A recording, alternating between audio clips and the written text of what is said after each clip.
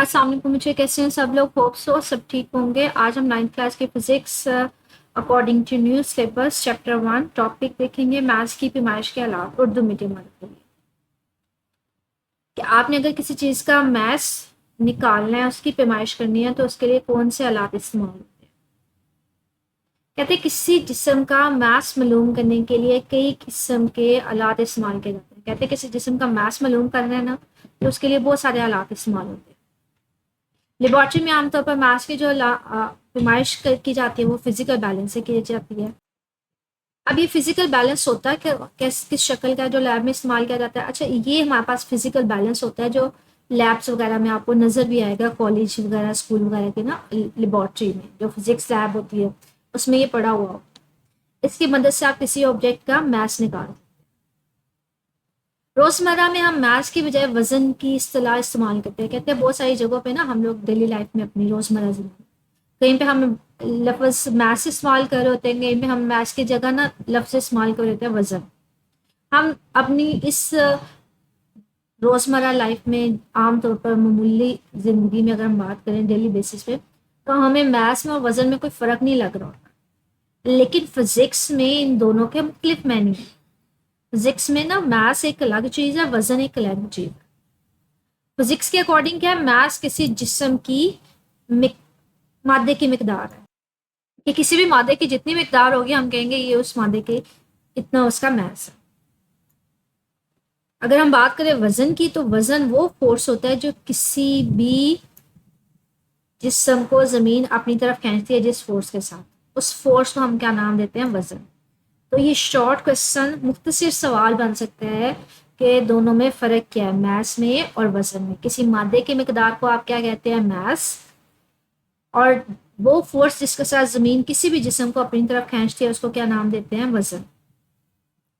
वजन किससे मालूम किया जाता है? वो मालूम किया जाता है स्प्रिंग बैलेंस से। अच्छा, ये हमारे पास ना एक स्प्रिंग बैलेंस है कि ये हमारे पास एक इस तरह का डिवाइस होता है, इसमें इस तरह से एक स्केल बना होता है, इसके अंदर एक स्प्रिंग होता है। यहाँ पे आप वो जिस्म वो चीज लगा देते हैं जिसका आपने क्या निकालना होता है? वजन निकालना। ठीक है, तो यहाँ पे ये बता रहे हैं कि ये शक्ल 8.1 है। स्प्रिंग बैलेंस इसको कहा जाता है क्योंकि इसमें स्प्रिंग लगाया जाता है। यहाँ पे आप वो जिस्म लगा देते हैं जो आपने जिसका आपने वजन निकालना होता है। फॉर एग्जाम्पल मैं कहती हूँ कोई चीज़ है जिसका मैंने वजन निकालना, तो मैं इसको क्या करूँगी? यहाँ पे हैंग कर दूँगी। तो मैं इसको यहाँ पे लटका दूंगी तो यहाँ पे जो स्प्रिंग होगा वो कंप्रेस हो जाएगा, मतलब वो नीचे की तरफ मूव करेगा। तो जितना वो नीचे मूव करेगा, यहाँ से हम रीडिंग ले लेते हैं, तो वो हमारे पास उस जिस्म का वजन होता है। और अगर किसी जिस्म का हमने मास मालूम करना है तो इसका क्या करते हैं? मियारी मास से मुआजना किया जाता है। किसी ऐसी चीज से आप वजन कर देते हैं और उसका मुआजना करते हैं जिसका हमें ऑलरेडी पता होता है मास का। लैब में इसके लिए कौन सा इस्तेमाल किया जाता है? इसके लिए फिजिकल बैलेंस इस्तेमाल किया जाता है। ये हमारे पास फिजिकल बैलेंस। अच्छा, इस तरह की शक्ल का ना आप लोगों ने अक्सर दुकानों में अगर जाते होंगे, दुकान वगैरह में, तो वहां पे आप लोगों ने देखा होगा जहाँ पे जिसको हम लोग लकड़ी भी बोलते हैं कि एक साइड पे उन्होंने दुकानदारों ने वो रखे होते हैं 1 किलो का वेट, 2 किलो, 3 किलो, और दूसरी साइड पे वो जो चीज जिसका हम मैच निकालना चाह रहे होते हैं उसको रख देते हैं। तो ये तकरीबन उसी से मिलता जुलता है। ठीक है, कहते हैं इसकी बुनियाद जो है वो लीवर के असूल पे है। अब लीवर का असूल क्या होता है वो मैं आपको दिखाती हूँ।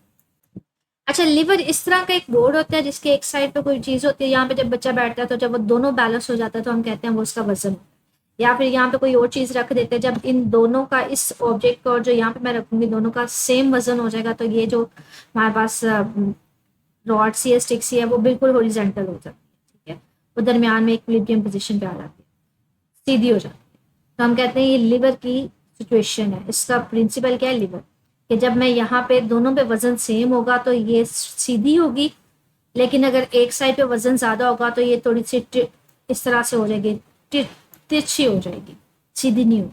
ठीक है, कहते हैं इसमें अब वजन किस तरह से मालूम किया जाता है? पहली बात कहते हैं बैलेंस के पलड़ों को लेवल करने के लिए लेवलिंग स्क्रूज की मदद से प्लम लाइन अपने मखसूस निशान पर लाई जाती है। यहाँ पे ना हमारे पास लेवलिंग स्क्रूज यहाँ पे होते हैं, ये नट वगैरह होते हैं, पेच वगैरह होते हैं। इनको बैलेंस करवा के, इनको खोल के आगे पीछे करके ना, ये वाली जो होती है इसको प्लम लाइन बोलते हैं। ठीक है, कहते हैं इसको सेट किया जाता है, इसको स्ट्रेट किया जाता है, इसको मखसूस जो इसकी फिक्स पोजीशन होती है उसके ऊपर लगाया जाता है। फिर कहते हैं नोब को घुमाकर बीम और पलड़ों को उठाए। कहते हैं बाद में क्या करें, यहाँ पे ना ये वाला जो होता है इसको नॉब बोलते हैं, ठीक है। कहते हैं इसको घुमाएं और ये वाले जो है ना इसको थोड़ा सा दोनों को ऊपर उठाएं, ये जमीन के साथ इसके साथ टच नहीं होनी चाहिए, ये दोनों थोड़े ऊपर उठा दें और ये वाला जो है ना इसको भी थोड़ा ऊपर कर दें, ठीक है। क्या बीम उफ की हालत और पॉइंटर या सुई दरमियानी पोजीशन सिफर पर है। कहते हैं जब आप इसको घुमा के इन दोनों को, इसको भी दोनों को ऊपर कर दिया, इसको भी ऊपर कर दिया, अब आप चेक करें कि ये जो बीम है ये बिल्कुल इस तरह से उफ की, मतलब ये इस तरह से स्ट्रेट है, सीधी बिल्कुल स्ट्रेट। यहाँ मैं स्ट्रेट तो नहीं ड्रॉ कर रही लेकिन ये स्ट्रेट ही है, ठीक है। और दूसरा ये चेक करें कि जो यहाँ पे एक पॉइंटर होता है, ठीक है, यहाँ पे रीडिंग, यहाँ पे ना स्केल बना होता है, चेक करें कि यहाँ पे सिफर पे ये पॉइंटर, यहाँ पे 0 रीडिंग के ऊपर ही है। अगर नहीं तो बीम के सिरों पर मुतवाजन करने वाले स्क्रूज घुमाकर इन्हें उसकी हालत में लेखें, ठीक है। कहते हैं अगर नहीं ये उसकी हालत, मतलब ये सीधा नहीं है बल्कि अगर इस तरह से टेढ़ा तिरछा टेढ़ा है, तो आप क्या करें, यहाँ पे ये जो इसके साइडों पे स्क्रूज है ना, ये जो पेच वगैरह, इनको घुमा के इसको बिल्कुल सीधा करना है, मतलब ये इस तरह से बिल्कुल स्ट्रेट होना चाहिए, ठीक है, बिल्कुल एक सीधी लाइन होनी चाहिए। अगर नहीं है तो आप इन वाले पेज को, ये जो यहाँ पे लगे हुए हैं, इनको घुमा के इसको बिल्कुल सीधा कर सकते हैं। कहते हैं आप जिस्म का मैस मालूम करने के लिए इसे बाएं पलड़े में रखें, वो चीज जिसका आपने मैस निकाला है ना उसको इसमें रख दे जाए, इस वाले पलड़े में, बाएं वाले में। मुनासिब म्यारी बाट चिमटी की मदद से दाएं पलड़े में रखें। कहते हैं यहाँ पे वो वाले रखें जिसको हम लोग उर्दू में वट्टे भी कहते हैं। अच्छा ये किलो का है, ये 2 किलो का है, ये 3 किलो का, ये 5 किलो का है। कहते हैं वो म्यारी जिनका हमें वजन पता है, जिनका सॉरी मैस पता है, उसको इस वाले पर्दे में रखते हैं। अब अगर कम होगा तो और इसमें डालते जाएं और डालते जाएं, एक पॉइंट ऐसा आएगा जब दोनों सेम हो जाएंगे, दोनों का लेवल सेम हो जाएगा, ठीक है।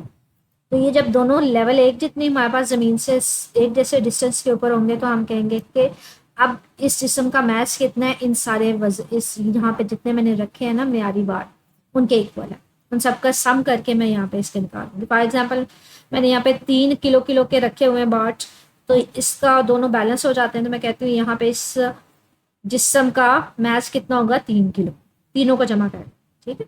तो यहाँ पे ये कह रहे हैं दाएं पर्दे में मौजूद म्यारी बाट में मुनासिब रद्दबदल कीजिए, कह रहे हैं इसमें कम या ज्यादा करें, कभी 1 रख दें, कभी 2, कभी 3, चेंज करते जाएं ताकि सुई सिफर पर रुक जाए, ताकि ये जो सुई है, ये जो नीडल है, ये 0 पे रहे, 0 पे आ जाए, या फिर 0 के ऊपर नीचे ही हो रही हो।